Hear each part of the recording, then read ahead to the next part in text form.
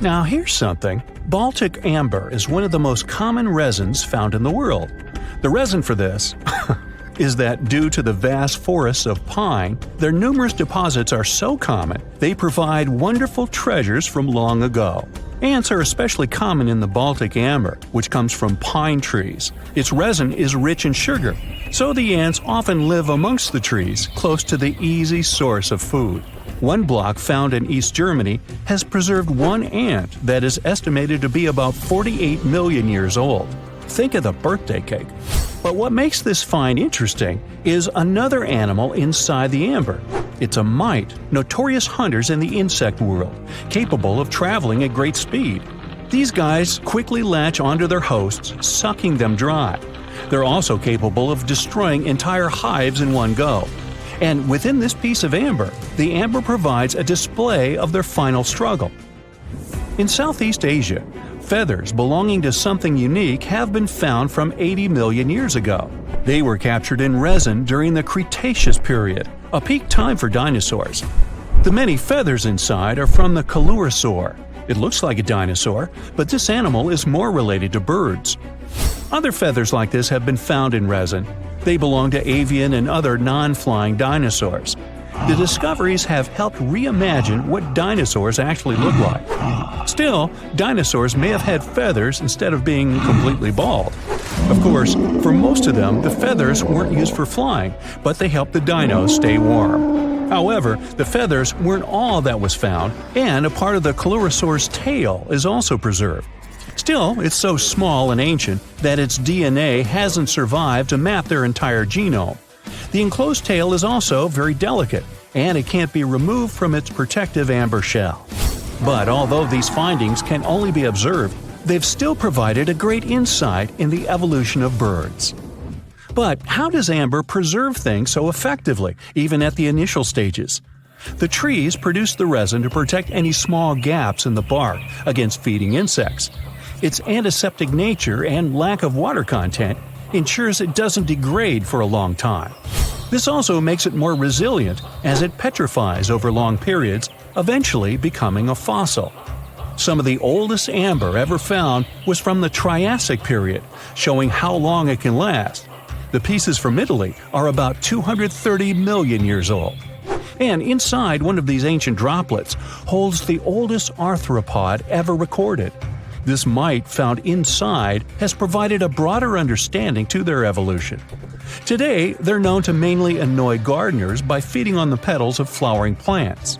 However, at the time the mite was caught, flowers didn't have any petals, and it would be without this tasty meal for another 100 million years.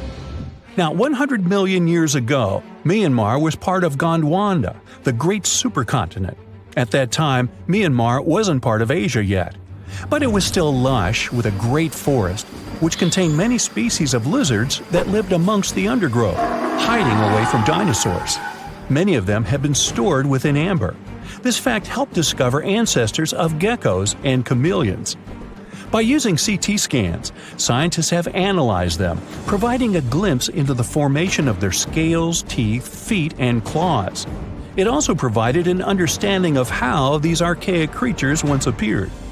Although mostly pieces of lizards, by using modern technology, the scientists have been able to create 3D images of the lizard. These images can reveal how those guys appeared in their full form.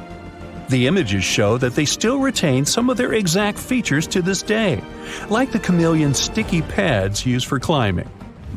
A salamander fossil from around 20 million years ago is one of the most intact specimens ever found in amber. Details of its final moments show that it had been attacked before getting stuck in the resin. However, what's confusing about this find from the Miocene era is that the amber was found in the Caribbean, but it came from a tree that's closer related to those from East Africa. The lizard also has ancestry from the same area. Finds like this have opened a whole new understanding about how these small lizards migrated. It's expected that they would have ridden fallen logs, which took them across the seas to new homelands, not only to the Caribbean, but to all continents except for Antarctica. Nobody goes there, it's too cold. In the Dominican Republic, you can find some of the rarest of all ambers. This Dominican amber came from neotropical forests from around 20 million years ago. Many of the trees that made the resin are now extinct. The amber is almost completely see-through and can come in an array of beautiful colors. The most common colors are red, yellow, and even blue, and are easily mistaken for gemstones. One was found with a flea caught in it, dating to when the forest was at its peak and the mammalian variety thrived. Fleas were likely common at the time, and this flea in particular had recently fed on a mammal before getting stuck. However, something more intriguing was found within the flea. While scientists checked what mammal DNA was within the flea, they found that it was carrying an ancient bacterial blight. These blights have been constant throughout Earth's history, dramatically decreasing populations of animals and plants. This now extinct blight in the amber helped scientists determine how much the bacteria have evolved and how it spread. Now, most remnants of insects inside amber aren't much more than the exoskeleton bodies. But with some found in Myanmar, they were so well preserved that even the color of the insects is still intact. Colors in nature appear in three different ways. The first is bioluminescence, that's produced by a chemical reaction within a living organism. The second is about pigments, where the color appears in an animal or a plant tissue.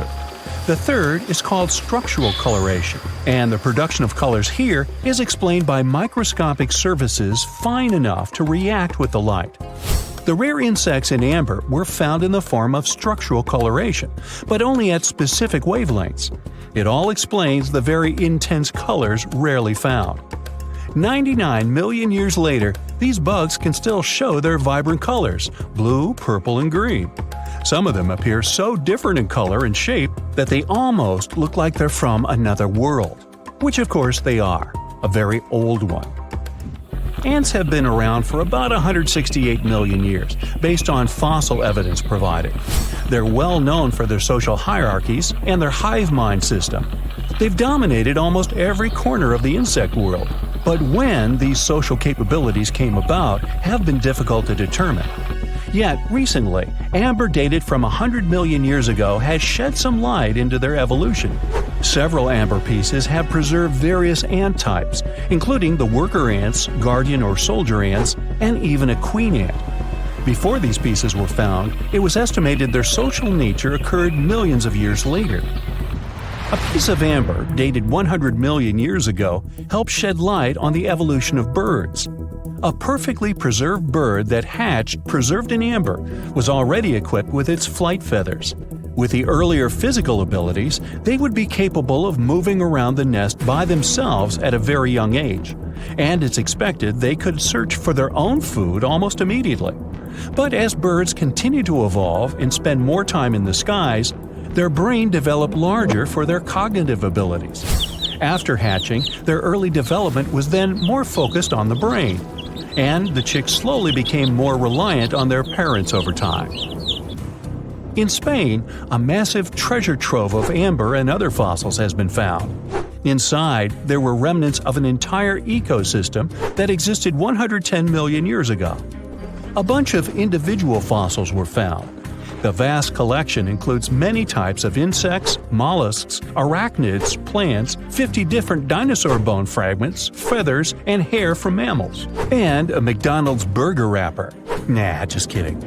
With the abundance of findings, it's helped researchers understand the ancient terrestrial ecosystem that once existed. With loads of specific details of the environment, they've reconstructed the swamp. This way, it's now possible to experience what it was like in the world of dinosaurs. A piece of whale rib has recently been found in a North Carolina mine. Not a big deal, some might think. Hey, why can't a whale be a miner, right? But this fragment offers scientists a unique glimpse at the interactions between prehistoric sharks and whales from around 3 to 4 million years ago. The thing is, 3 tooth marks embellish the rib. That means that the whale was once badly bitten by an animal with a super powerful jaw. Judging by the spacing between the tooth marks, and it reaches almost 2.5 inches. This animal could be a mega-toothed shark. I'm talking about the megalodon. Or it could be a different shark species which was around at that time. The curvature of the shark's jaw shows that the animal was relatively small, between 13 and 20 feet long. Yeah, small.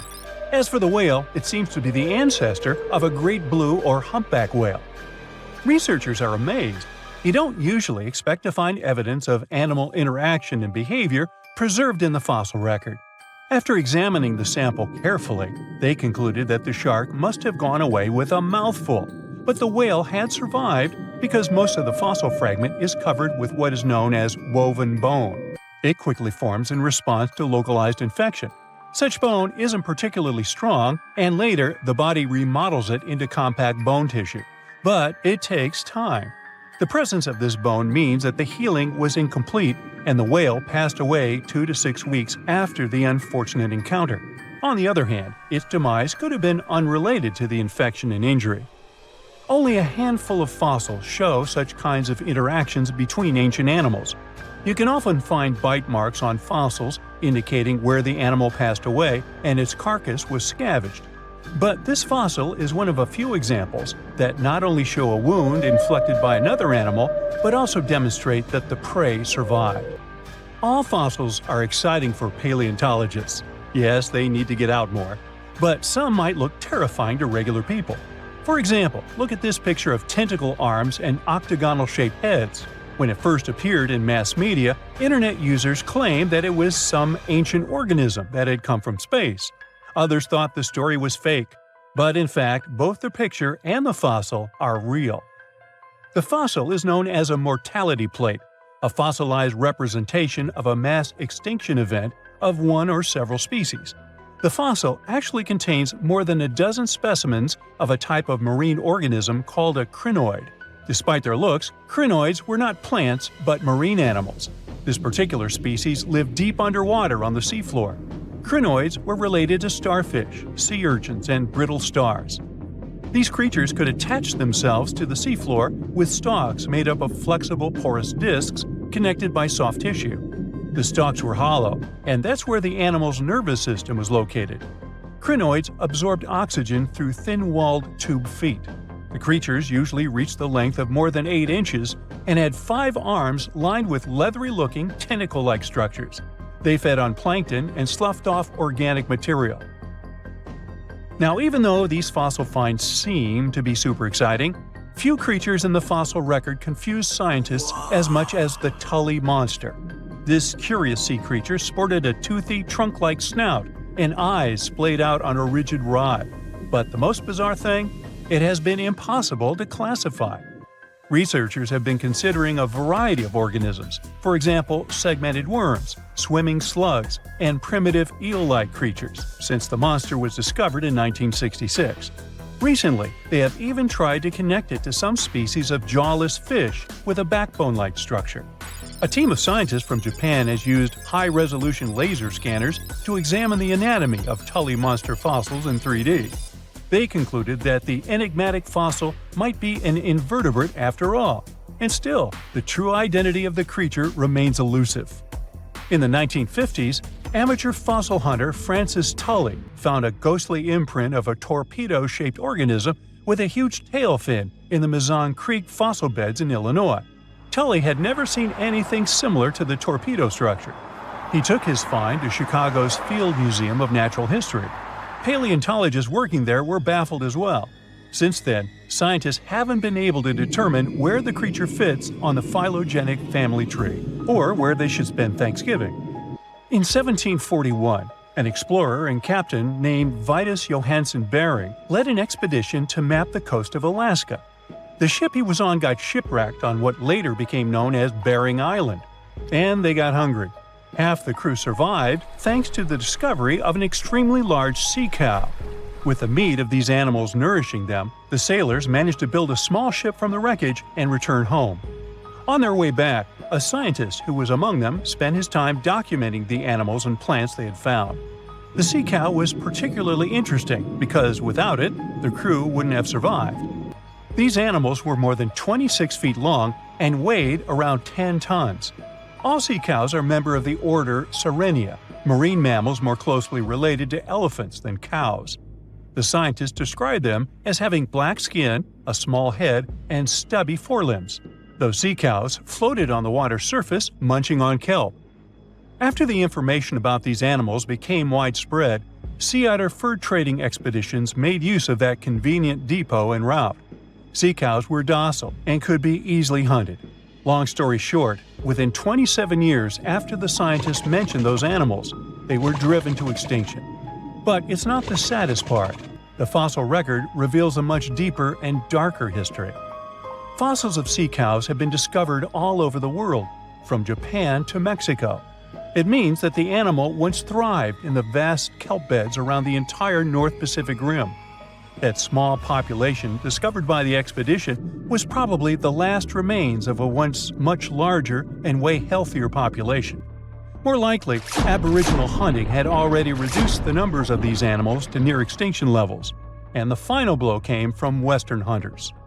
The living close relatives of those ancient sea cows are rarely hunted today. Still, they're under threat of extinction themselves. To some, this amazing fossil might look a bit disturbing. Slaves' lentils are fossils that belong to animals called Nummulites.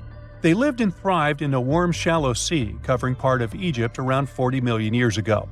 The name Nummulites hints at the fact that larger specimens resemble coins, and in Egyptian folklore, they're even referred to as angel's money.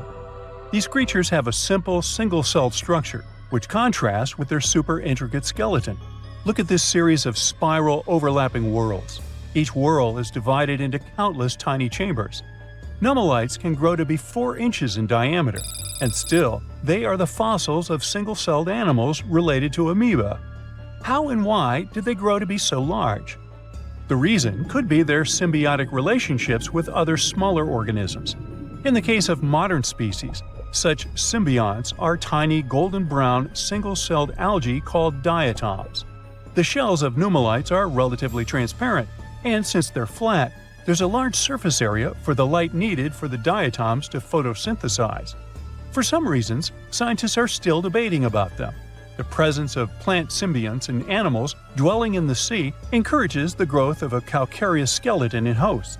So, the gigantic size of the Nummulites in Egypt could be due to their close relationship with symbiotic diatoms. Does that make sense? Fun fact: a species of Nummulites evolve very fast, and their fossils change from one layer of sediments to the next. So, the limestone used for the pyramids of Giza are so packed with such fossils that it's known as nummulitic limestone. This limestone also contains 2 kinds of Nummulites, the smaller slave's lentils and the larger angel's money. But those are not different species, but rather different stages in the life cycle of a single species. In 2011, scientists from Chile found a weird-looking fossil in Antarctica that looked like a squashed football. Almost 10 years later, the rock just sat on a shelf in Chile's National Museum of Natural History with no specific label. It went by The Thing in the museum because it looked like something from a science fiction movie.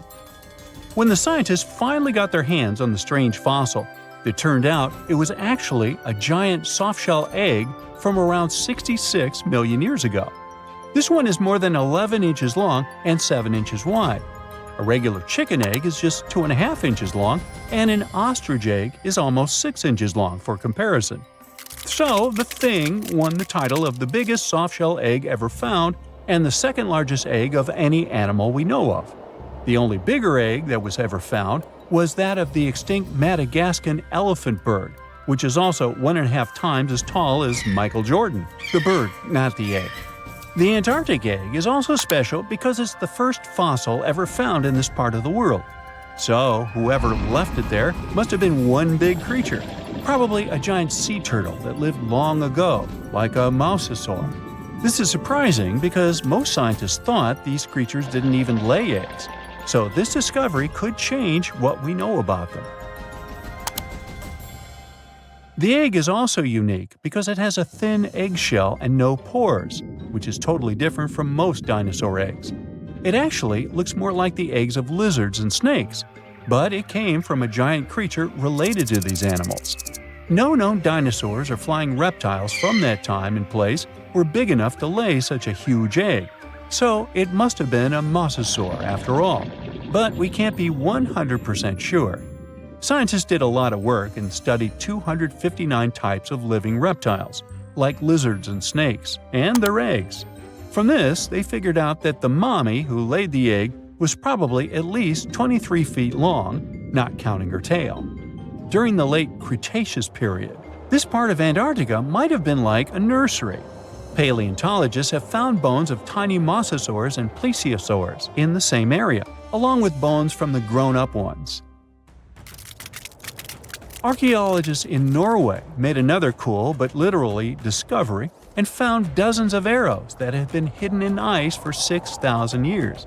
They were melting out of a large ice patch in the high mountains, covering an area of about 45 football fields.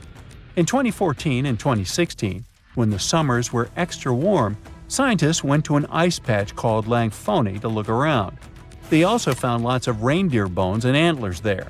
Some of the arrows were whole and some in pieces, along with 5 arrowheads around the melting ice patch. This is more arrows than have been found at any other frozen site in the world. Some of the 68 found arrows date back to the Neolithic period, and the newest ones are from the 14th century of the Common Era.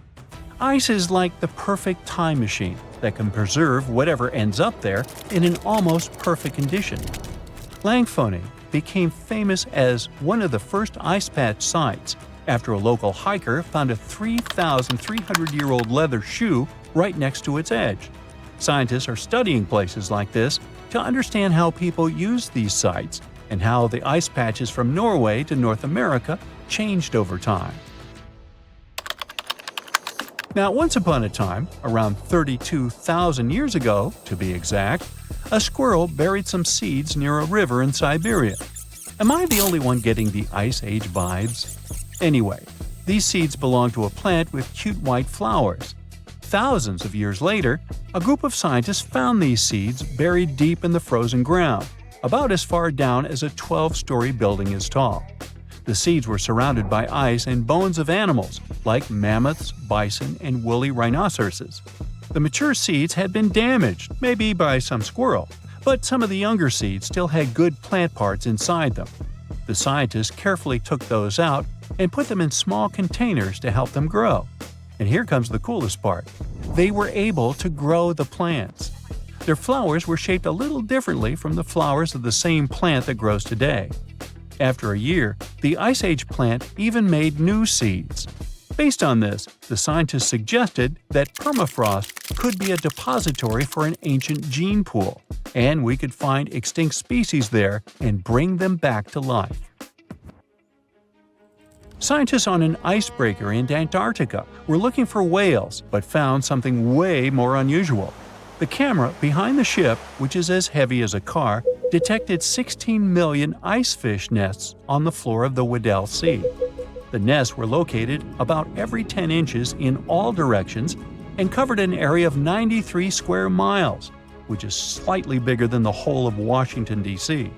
The colony even had a distinct border, which was a line in the sand. The scientists were in the area because they were studying a special spot in the ocean where the water was a little warmer than the water around it. In this warmer water, they found tiny animals called zooplankton near the top. When the young ice fish hatch, they swim up to this area to eat the zooplankton before going back down to the seafloor to grow up and have their own offspring. Since there was so much food, it made sense to see ice fish in this warm water. But they didn't expect to find such a huge number of ice fish nests, much more than anyone had ever seen before. New Zealand's Antarctic Heritage Fund found some old photo negatives in a hut in Antarctica. They turned out to be unique images from the Ross Sea Party. It was a famous failed expedition led by Ernest Shackleton. He wanted to become the first person to cross Antarctica by land, from the Weddell Sea to the Ross Sea, passing through the South Pole. But things went wrong when their ship, the Aurora, was blown out to sea. They had to use the hut from another explorer, Captain Robert Falcon Scott. His goal was to be the first person to reach the North Pole, but sadly, he didn't succeed either. The negatives were made of cellulose nitrate and were found stuck together in the small box. The trust took the negatives back to New Zealand, where they carefully separated them and discovered 22 hidden images. Many of the photos were damaged, but the trust could still recognize some familiar places around McMurdo Sound, a well-known area in Antarctica. No one knows for sure who took the pictures. In December 2021, some scientists noticed a strange mark on the Larsen ice shelf, a giant sheet of ice off the eastern coast of Antarctica.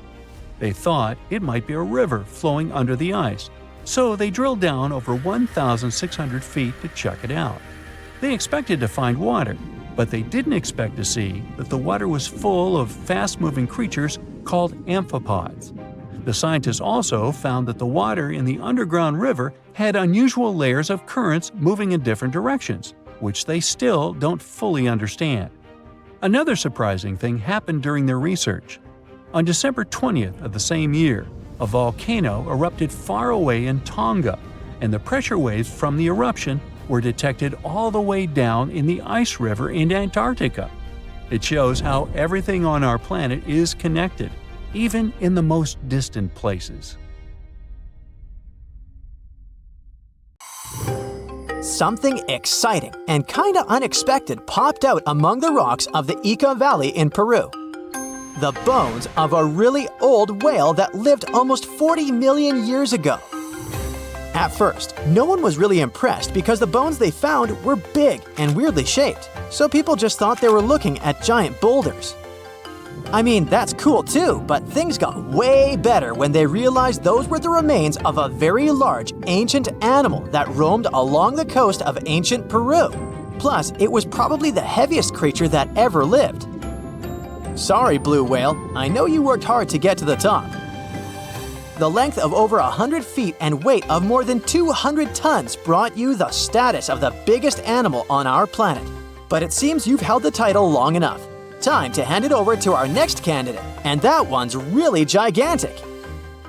This ocean beast was probably shorter than the blue whale, but heavier, with a weight that could be between 93 tons and 370 tons. If it's closer to the higher number, it'll make Parasites the biggest animal ever known to have lived on Earth. And it seems its weight was the result of having extremely thick, dense bones. You can see such bones today in manatees or some other early whales. Dense bones are a great tool for such marine mammals. This feature makes them heavy and allows them to stay submerged most of the time.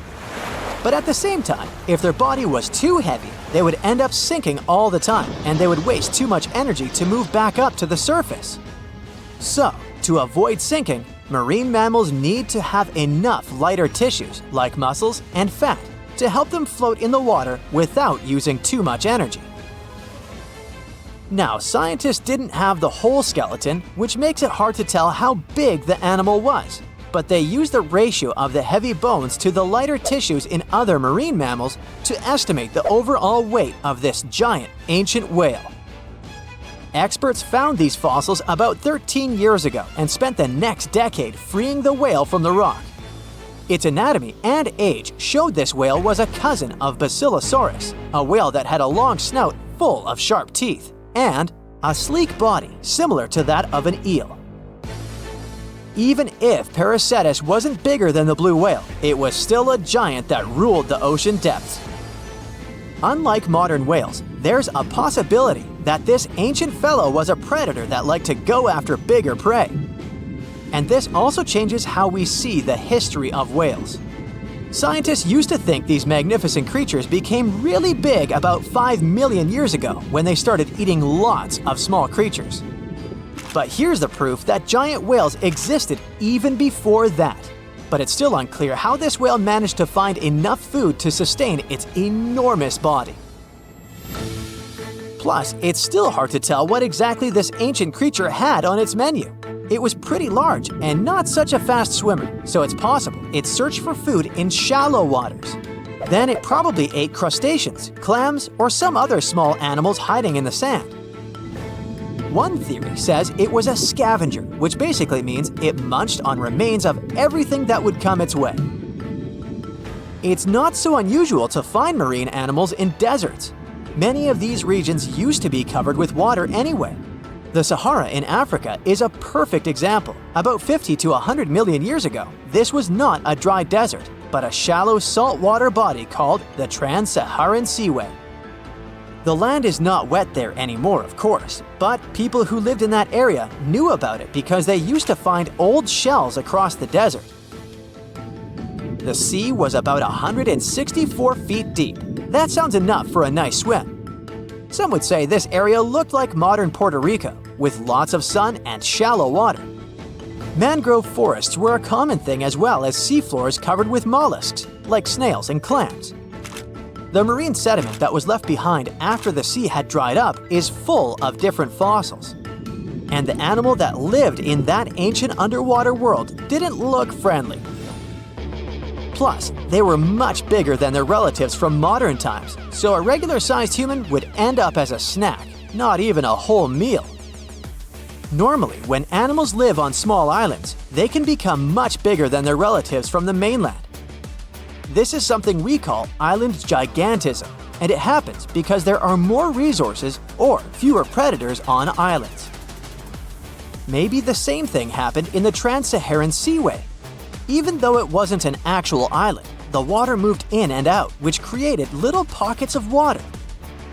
And specific conditions in these pockets might have helped animals grow bigger. So we're talking about giant sea snakes, catfish, and fish that no longer exist today. One had incredibly strong jaws, and the animal used them to eat hard things and even crush shells. Their teeth showed they were fierce predators other animals had every reason to be afraid of. They went through some changes when it came to diet, similar to some types of piranhas. And the competition to get to the top of the food chain wasn't a joke. Not when there were also such large predators as sharks, crocodiles, and ancient relatives of elephants. Sahara went through different phases. If you could use a time machine and take a peek at Earth's largest hot desert as it was about 6,000 years ago, you wouldn't have to struggle with sand and heat. You'd have a nice walk through a green and pretty lush place. In the past, people who lived in that area didn't leave drawings on cave walls that showed camels, sand dunes, and scorpions. All those things you'd see in today's Sahara. Instead, they drew crocodiles. That's additional evidence that the Sahara used to have a lot of water and plants enough to support these big yet scary animals. Around 3 billion years ago, Earth might have been mostly covered with water. Today, it's about 71% of its surface, but it seems that our planet used to be a giant ocean world with no continents at all, just some scattered islands. Scientists studied special rocks in Western Australia that formed in a place deep under the ocean called a hydrothermal vent system. To explain this better, it's important to mention two common oxygen types, O16 and O18. O18 is heavier because it has extra neutrons. O16 evaporates from water more easily, and as researchers studied an old ocean floor, they found a lot of O18, more than in today's oceans. This way, they realized ancient Earth had less dry land than Earth today. Australia is a good spot to conduct these studies because a long time ago, it also used to be a beautiful place with large animals and lush rainforests. But as time went by, the land became drier and Australia had more deserts formed, such as the Great Victoria Desert. Rainforest remained only on the edges of the continent. What happens with deserts across the globe is called desertification. That's when land that used to be good for growing things turns into a desert or something similar. Our planet changes over time, together with its climate. But desertification also happens because of human activities, like mining, farming, and building cities. And when land turns into a desert, it's a problem because it can't support people and animals anymore. Food doesn't grow there. There's not enough clean water, and animals lose their homes. To help with this problem, there's a plan many countries agreed to. They decided to work with farmers to take care of the land, fix damaged areas, and manage water better. All in all, to make our planet a better place for life. Dinosaurs, big ancient bugs, creepy spiders, and scary insects are all cute animals compared to the monsters that lived on Earth about 500 million years ago. For example, here's a creature that swam in the water like a stingray and had 3 eyes. Its mouth was like a pencil sharpener. 2 long claws with forked tips like pincers protruded from its head, and its gills were somewhere in the back. This is not a thing from a sci-fi movie. This is Mosura. Its remains are preserved in excellent condition. Let's look at it more closely and study other similar monsters. The Cambrian explosion. Remember this name. This period is also called the biological Big Bang, the time when a huge number of different living creatures began to appear in the ocean, large, small, and tiny. The ancestors of almost all modern animal groups were most likely born during the Cambrian explosion, which lasted from 541 to 485 million years ago. It was a time when the first truly effective and terrifying predators appeared on Earth. One of them was Mosura.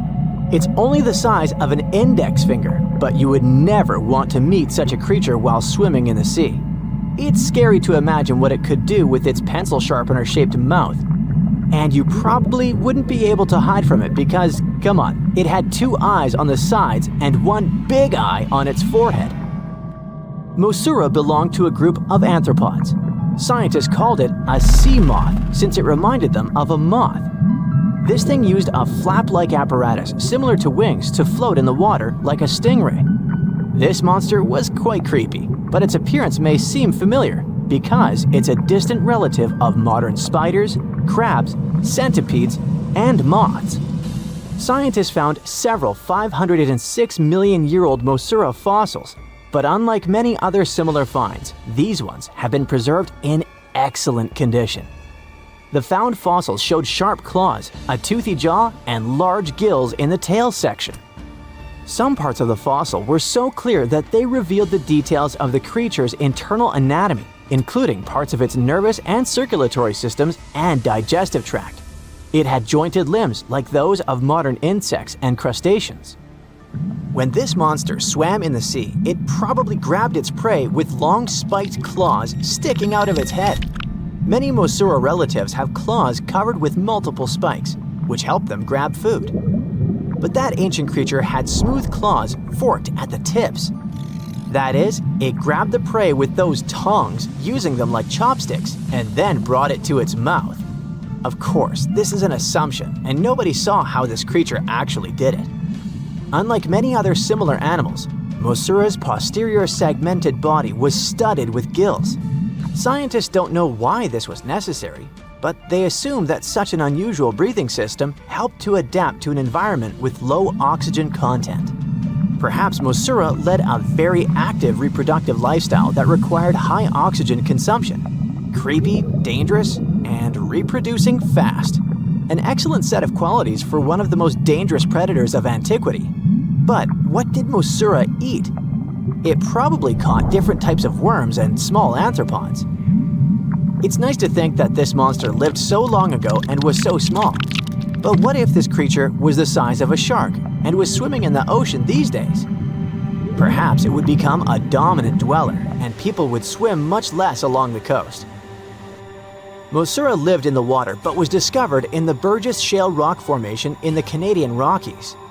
Many mountains on Earth were once the seabed inhabited by strange creatures. One of them was Opabinia. It had 5 eyes, a mouth facing backward, a long trunk and claws instead of a nose. Wait, what? It's too strange even for science fiction, even for outer space. In its eccentricity, Opabinia was perhaps the loneliest creature on Earth. Scientists couldn't find another species that would be similar to this individual until recently. Meet Utaurora. It seems to belong to the same species as Opabinia. Its inch-long body was divided into 14 to 15 furrows. Each of them ended in a pointed flap. Opabinia had the same body, but it's unlikely that both monsters were friends. The difference between their timelines was several million years. It's hard to imagine why these monsters needed such strange body structures. Why haven't modern filmmakers used the design of those animals to create cool space monsters yet? Okay, they were creepy creatures, but what about weird and kinda useless ones? Scientists have discovered Sue, a legless creature with no head turned inside out. Huh? This 444 million year old creature was found in South Africa, north of Cape Town. They called it Sue after the discoverer's mother. In fact, it's some kind of new arthropod species that may have lived in low oxygen waters. This creature was turned inside out, and the outer shell with the legs and head was lost. Thanks to mineralization, muscles, tendons, and even Sue's intestines were preserved on the fossil. It's a great success to find such detailed remains of an ancient creature. However, scientists still can't determine the evolutionary history of this species. They're sure that it was a primitive marine arthropod. Okay, we can see that 500 million years ago, Earth was filled with creepy monsters, which fortunately are now extinct. But what about trees? Were they the same as we see now? Or was there something else? Something creepy? Oh yeah. Scientists have discovered a new kind of living organism similar to a tree or a mushroom. It was gigantic and had a very minimalistic design. Meet the Prototaxites. It's basically just a big stick with a round end poking out of the ground. It was smooth, didn't have the usual tree bark, and looked more like a mushroom without a cap. But scientists have recently found out that it wasn't a mushroom at all. Prototaxites probably belonged to a previously unknown branch of life. Prototaxites is considered to be the first giant organism in the history of the planet that lived on land. It existed about 420 to 375 million years ago during the Devonian period. It was the time when plants began to spread across dry land, forming large forests. Over time, they began to grow leaves and form roots in the ground. Then, the first seed plants appeared. The real colonization of land began. The first arthropods, such as centipedes, arachnids, and other unpleasant creatures, began to walk among those forests. Meanwhile, the water was filled with a huge biodiversity. There was a giant supercontinent on the planet, and smaller parts began to break off it. During this period, Prototaxites towered over the land. Some of these things reached 26 feet high and 3 feet wide. It's like a 3-story house and as thick as a palm tree. But what was it? A plant? A mushroom? Algae, perhaps? Scientists discovered them in the middle of the 19th century, but only in 2007 did they conduct chemical analysis. Research showed that it was most likely a giant mushroom, but in 2025, scientists refuted this conclusion. It turns out this may have been an unknown life form that existed separately from the kingdom of fungi, animals, plants, and protists. Scientists noticed that the inner part of Prototaxites consisted of a number of tubes. There are similar tubes inside mushrooms, but the tubes of that ancient living thing branched and joined differently. They even had a different chemical composition. The main building block of mushrooms is chitin, but the Prototaxites contained chemicals similar to lignin, a substance found in the bark of trees and other plants, and its anatomy differs from the structure of any other organism known to us. What were they doing on Earth? Just chilled and enjoyed the bloom of life? Did they produce some kind of fruit, like a banana with eyes and claws? Scientists don't know. What if it was something that was brought to Earth from outer space? What if they were flowers planted by another civilization? What do you think? From giant spiders to venomous snakes, we all get freaked out by Australian creatures. Yeah, me too. But newly discovered fossils show that things were way more dangerous 120 million years ago, when this land was completely ruled by massive razor-clawed mega-raptors. Yeah, I'm glad I wasn't around then. These dinosaurs were about 26 feet long and walked on 2 legs, just like the famous T-Rex. They were fast, fierce hunters, with a superpower: their hug. Yep, their massive, muscular forearms had huge curved claws, perfect for grabbing and holding onto prey. Uh-oh. They would wrap their arms around their poor victims, just like a hug, and trap them with no chance of escape. And even though their teeth were quite small, they were still sharp enough to rip through flesh. The first time we heard about mega-raptors was in the late 90s, when a paleontologist discovered their fossils in the region of Patagonia, Argentina. Since then, no one has ever found a complete skeleton, only fragments. But probably the most important one yet was uncovered in Australia at the beginning of this year. Researchers were exploring Victoria's stunning coastline when they stumbled upon mega-raptor fossils. First, they spotted bones from its lower legs and a few vertebrae washed up on the beach. Even though they were working with just a couple of fragments, a deeper analysis confirmed that these belonged to a mega-raptor. And not just any mega-raptor, it was the oldest one ever discovered. This discovery gets even more exciting because it adds weight to the theory that these dinosaurs might have originated in Australia.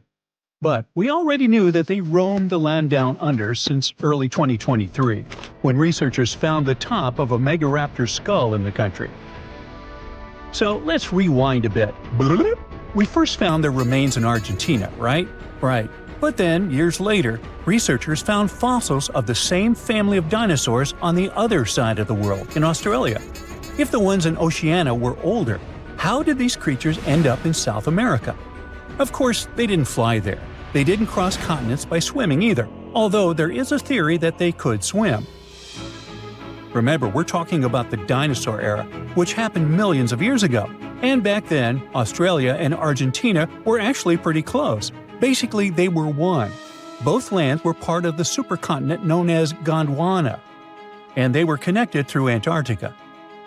Wait, but wasn't this path freezing?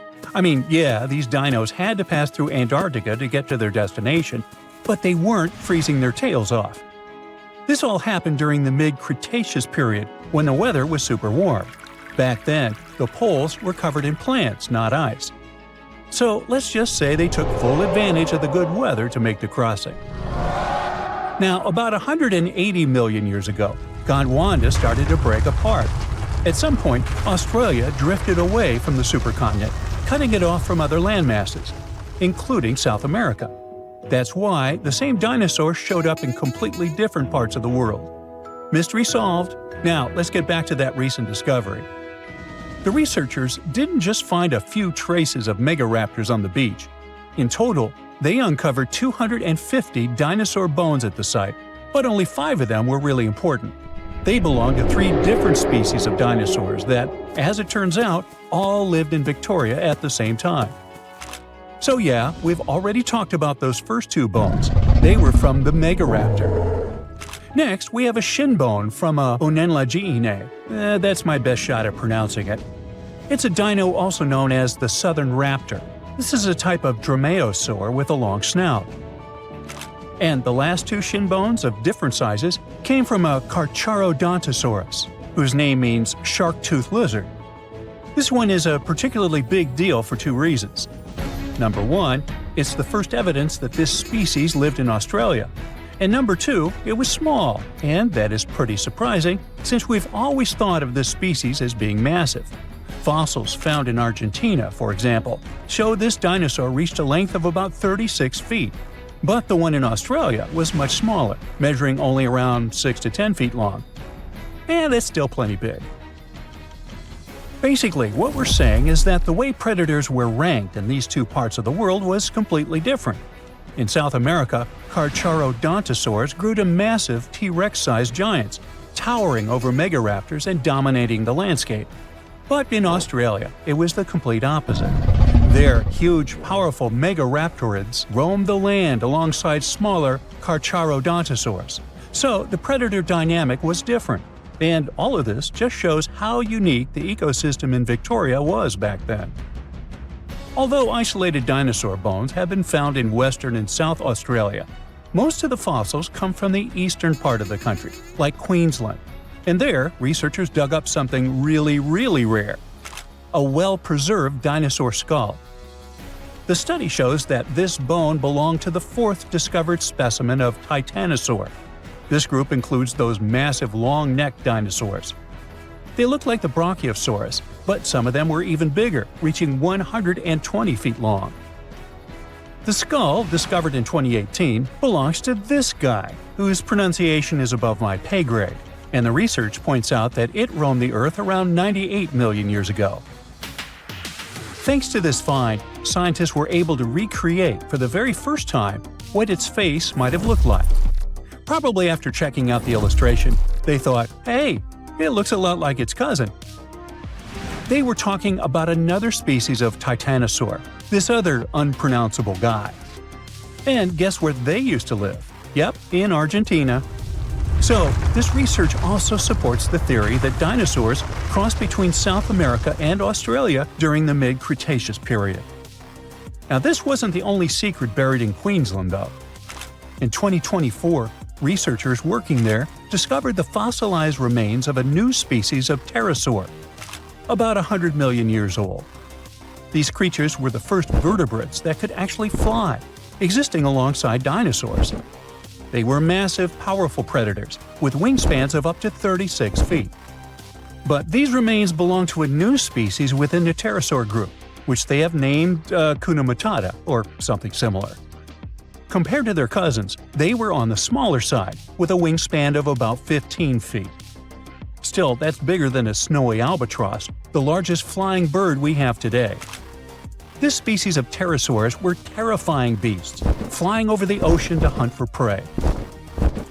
Once they spotted their victim, they'd snap open their 60-centimeter jaws, filled with sharp spike-like teeth, and, well, I guess there was no escaping that. The last incredible discovery we're talking about today also comes from Queensland. For over 20 years, students walked past a plain-looking rock at Biloela State High School completely unaware that it held 66 dinosaur footprints, and they date back about 200 million years. These prints were made by a group of these Latin-named guys. They were small dinosaurs with 3 toes on each foot, and it seems like they were all over Queensland around that early Jurassic period. The rock they found at the school worked like a snapshot, giving us a better idea of what these dinosaurs were like and how they behaved. After taking a closer look, researchers found that the footprints came from 47 individual dinosaurs. This group was probably walking along or maybe crossing a waterway when their footprints got marked in the white clay. And the study also discovered that they were likely moving at less than 4 miles per hour at the time. So we only discovered those marks in Australia. But fossils of the same species found in other countries showed that they had these long legs, a big chunky body, short arms, and this tiny head with a beak. But honestly, they don't sound as scary when you realize they only ate plants. Whew.